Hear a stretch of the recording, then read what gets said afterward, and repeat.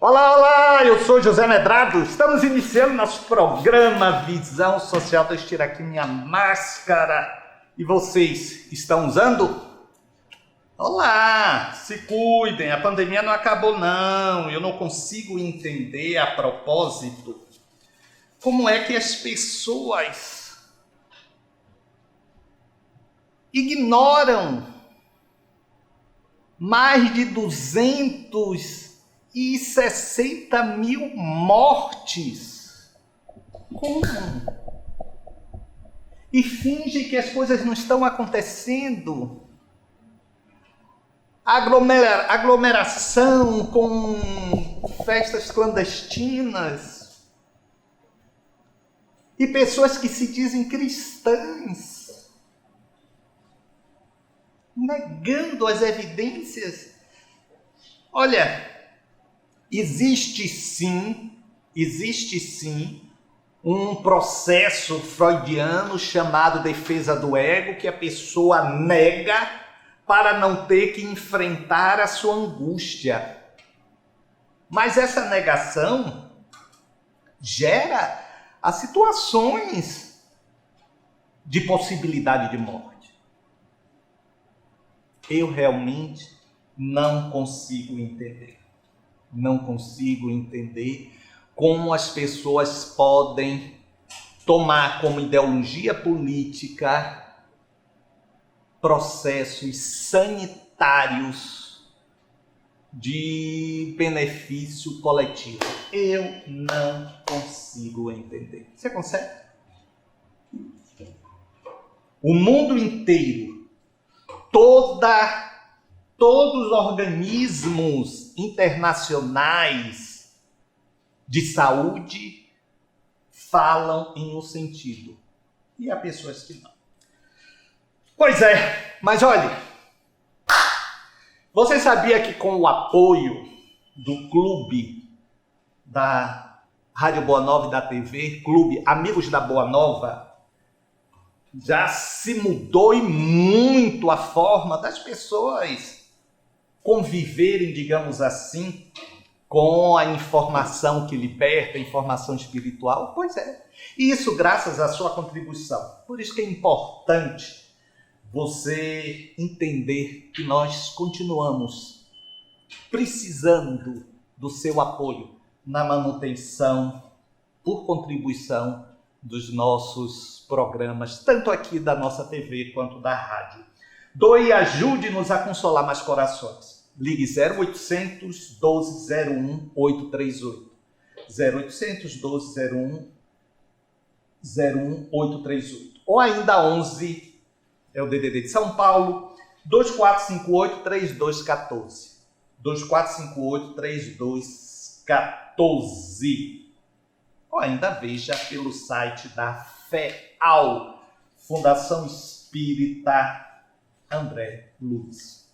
Mas vamos aqui às perguntas que vocês fizeram, encaminharam para o WhatsApp 7199915167. 7199915167. Lindalva da Sé, de Caruaru, Pernambuco. Como fica a situação de um bebê que morre no parto? A frustração pode dificultar novas reencarnações? Lindalva, olha, muitas vezes esses processos já são processos programados, não é? São processos para um choque anímico, digamos assim, não é? Então só é para que o espírito tenha aquele contato e ele está ciente de que não prosperará possivelmente aquela gravidez e consequentemente o seu nascimento. A não ser em casos, digamos assim, que não tenham sido programados, não é? Um acidente ou um aborto. Então, não espontâneo, tudo isso vai depender da forma de o espírito encarar o que está acontecendo.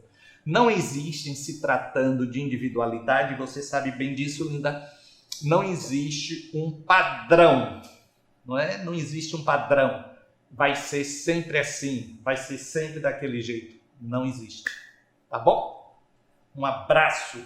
Anônima é de Juiz de Fora, Minas Gerais. Meu filho usa maconha quase todos os dias. Isso pode prejudicar a aura da minha casa? Ele usa no quarto dele ou na varanda. É um bom filho, apesar desse problema. Eu já respondi isso aqui, não. Mas é uma boa pergunta. Anônima, pode. Não é aura. A sua casa não tem uma aura. A sua casa tem uma egrégora. A aura é humana, não é? Então, dos lugares e dos objetos, nós chamamos de egrégora. Ok? Então, pode. Pode sim, porque ele pode criar vínculos psíquicos com espírito na mesma sintonia, não é? Mas como você diz, né, é um bom filho, apesar desse problema, prevalece ser um bom filho, a energia dele, né? Agora, é claro que naquele momento ele pode atrair de alguma forma espíritos que fizeram uso e que buscam isto, não é? Mas se dissipa se o ambiente é harmônico e, como você falou, se trata de uma pessoa com boa vibração. Tá bom? Zilton Cerqueira, do Rio de Janeiro. Você tem alguma informação pela via mediúnica sobre a corrente de socorro de Maria, Mãe de Jesus? Zilton, sim, tem. Existem legiões chamadas Legiões de Maria. São espíritos, eles inclusive se autodenominam os marianos, são espíritos que têm Maria como devoção e se agrupam em centenas e formam grupos de apoio, grupos socorristas. Está entendendo? Então, esses grupos agem em nome de Maria, têm, não é? Digamos assim, uma gradação de espíritos que vão, à medida que esses degraus vão subindo, vão se unindo a espíritos mais elevados, até possivelmente chegar ao próprio núcleo, digamos assim, de atenção da própria Maria, ok? São as legiões de Maria. Nilson Daltro, de Votuporanga. As experiências de vidas passadas estão armazenadas no nosso inconsciente da atual vida? Nilson, somos produtos disto. O registro está no perispírito, que é o modelo organizador biológico. Mas, é claro, são registros que vão se acumulando, que vão se ajustando, que vão se agrupando. Muitas vezes, inclusive, com o histórico da atual existência, não é? Do atual contexto, você pode disparar inconscientemente processos, frustrações, angústias de vidas passadas e até não entender bem, não é? E isso pode ocorrer, inclusive, muito facilmente na primeira infância, até os 7, 10 anos. Então, quando, inclusive, se estabelece aos 7 anos, né, se concretiza, está no Livro dos Espíritos, a reencarnação. Mas sofremos, sim, interferências ao longo da nossa caminhada. É por isso, Nilson, que é mais do que necessário, é imprescindível, não é? A compreensão, o homem conhece que a ti mesmo, buscar esse conhecer. Por que eu agi desta forma? Por que eu reagi daquela maneira? Poxa, que coisa mais sem sentido, né? Então, a gente vai fazendo essas considerações descobertas, não é? Dos nossos processos desta vida que se interagem com outros. Porque somos, né, produtos das nossas histórias, dos nossos processos. Ok? Um abraço para você. Miralva Cardoso, é de Vitória da Conquista, aqui na Bahia. Qual o discípulo de maior afinidade com Jesus? E fico me perguntando, por que não havia mulheres entre os seus discípulos? Miralva, duas questões aí precisamos observar. Primeiro, que Jesus era judeu, e no judaísmo havia, como ainda há, o patriarcalismo, não é? Você vê que Deus é o Deus, não é a deusa, não é? O Deus de Abraão. Abraão foi o criador, Abraão o profeta, não é? Então, primeiro temos que ver isso, essa questão cultural. Por outro lado, há pergaminhos encontrados no Mar Morto, né? Porque o Mar Morto é cheio de cavernas. Então, criança jogando pedras naquelas cavernas percebeu que estava quebrando alguma coisa de barro. Então, no dia seguinte, essas crianças, esses adolescentes voltaram e encontraram pergaminhos. E entre esses pergaminhos apócrifos, que não estão na Bíblia, eram verdadeiros livros, não é? Estão os de Maria de Madalena. Então, há quem diga que ela teve sim uma liderança.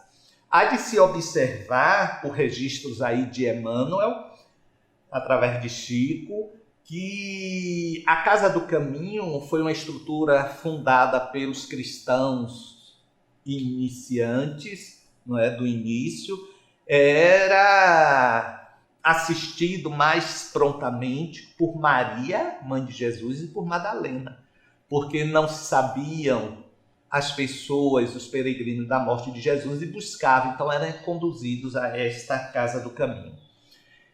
Dito isto, a gente percebe que as afinidades de Jesus maiores eram com essas afinidades com João, não é? João era o chamado discípulo bem amado, não é? Há quem se reproduza também a ideia de que João teria depois reencarnado como Francisco de Assis. Tá bom? Então, e por um acaso a gente vê que quem estava até o fim com Jesus eram Maria, a sua mãe, Madalena e o próprio João. Não é? Pois é. Agora nós vamos fazer aquele instante da inserção, nesse momento que há tanta insegurança de tudo, né? E este vazio que eu sinto? E esse vazio que está aí em você? É o quê? Eu volto para a gente se despedir. Até já. Meus amigos, eu vejo a quantidade de pessoas que falam em atendimento do vazio. Eu sinto um vazio interior, um vazio. Alguns conseguem até caracterizar como angústia, ansiedade, mas muitos falam de um vazio interior. E nisso as pessoas vão caminhando e vão adiante, sem determinarem o que de fato é esse vazio. O que é esse vazio? Não conseguem conceituar minimamente, muito menos entender, poxa, que vazio é este que eu sinto? Então, a mente começa a sugerir o preenchimento deste vazio. Então vá, veja isso, esse vazio não é comida, coma muito, e o vazio continua ali. E aquelas pessoas que compram, e não precisam e compram. Então, é este vazio que alguns vão chamar de crise existencial, ou mesmo de vazio existencial. E aí os vícios se estabelecem. Os vícios se estabelecem exatamente aí, na não identificação deste vazio.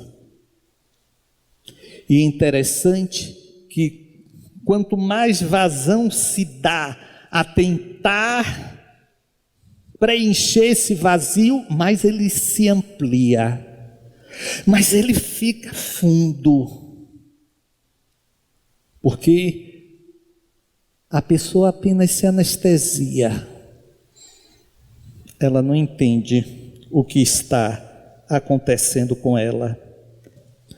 Então, este vazio gera exatamente uma oportunidade muito grande e negativa até os espíritos infelizes de ficarem ali sugerindo situações para que nós possamos perder o rumo da caminhada. Sempre quando alguém vem me perguntar alguma coisa, alguma decisão, eu digo, pergunte se vale a pena. Vale a pena? Vale a pena para você? Vale a pena para você mudar de profissão? Vale a pena para você mudar de cidade? Vale a pena para você mudar de marido, mudar de mulher? Vale a pena? Então pense, considere se vale a pena. Vale, medalha. Então tá, se jogue. Então vale a pena ficar apenas na ilusão periférica, sem aquele mergulho do que efetivamente nós estamos necessitando? E talvez esse necessitar é um sentido, buscar um sentido para nós vivermos, não termos apenas uma vida na direção do que Freud chamou de vida subdiafragmática, satisfação do estômago e do sexo. Não, um sentido. Qual é o sentido que você tem? Então procure ver que dentro dessas incertezas está exatamente o viver humano. Você nunca vai ter paz plena, nem você nem ninguém, porque não faz parte desse processo humano que estamos. Não adianta. Medrado, eu queria tanto ter paz. Ela vai ser relativa. A gente ouve tanto, que tudo nesse mundo é relativo, tudo nesse mundo é relativo, mas nós não viabilizamos, tudo é relativo. A sua paz é relativa, a sua saúde é relativa, o seu amor é relativo. Não, medrado, pelos meus filhos, meu amor é absoluto. É relativo ao seu poder de amar. Meus amigos, a verdade é que este vazio clama por um preenchimento. E você precisa entender qual é a sua demanda verdadeira para preencher isto. É o quê? Busque entender qual é este anseio. Medrado, como eu faço isso? Reflita, ou então busque um apoio profissional, mas olhe, busque entender o que lhe falta. Mas não é aquela coisa assim, olha, eu tenho um bom emprego, eu tenho uma boa saúde, poxa, não me falta nada. Alguma coisa está lhe faltando. Alguma coisa mexe com você. Que cena num filme, que situação de vida lhe toca para o rechaço ou para a aproximação? O que vem ao seu conhecimento e você rechaça, não quer saber, ou lhe gera sensibilização, Então são duas fontes a serem observadas. O que rechaça pode estar em você e você não quer que aquilo seja visualizado, você recalca. Ou aquilo gera o que se chama empatia, você busca. Então este é o seu sentido. E Pablo, quando a gente estava falando sobre esse roteiro que eu iria conversar com vocês, ele disse: Medrado, termine a palestra com esta frase, para que as pessoas reflitam: não deixe a insanidade do mundo sufocar você. Não deixe a insanidade do mundo sufocar você. E por insanidade do mundo a gente vai ver tudo. O viver de aparência, o querer ser eternamente jovem, o buscar um ideal de corpo, um ideal disso, um ideal daquilo, tudo insanidade que vai sufocando.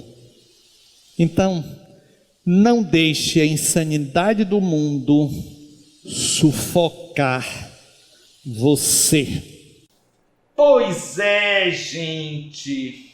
Olha, eu quero aqui, nesse momento que a gente caminha para o encerramento, falar para Wilson Flores de Resende, no Rio de Janeiro, Luciano Mateus em Linhares, Espírito Santo, Cândida do Grajaú, no Maranhão, Cida Ferraz de Luiz Eduardo Magalhães, aqui da Bahia, Vanja de Joinville, Santa Catarina, Palmira do Rio de Janeiro, Nelson Castro de Aracaju. Olha, não se tornem assim, porque vocês questionaram essa falta de coragem, um desânimo nesse momento de pandemia, um medo, incerteza. Olha, são todos sentimentos humanos, cabíveis neste momento. Não é? Não fiquem se achando que vocês estão piores do que os demais seres humanos da Terra. Não, não é? Agora, tomem cuidado, façam valer nos seus ambientes o distanciamento, o uso de máscara. Se cuidem, tá bom? Mas não achem que vocês estejam em uma situação excepcional, não. Pois é, olha, estamos chegando ao final do nosso programa. Não se esqueça, use sua máscara, me queira bem, porque não custa nada, só vai fazer bem ao seu coração e até a próxima.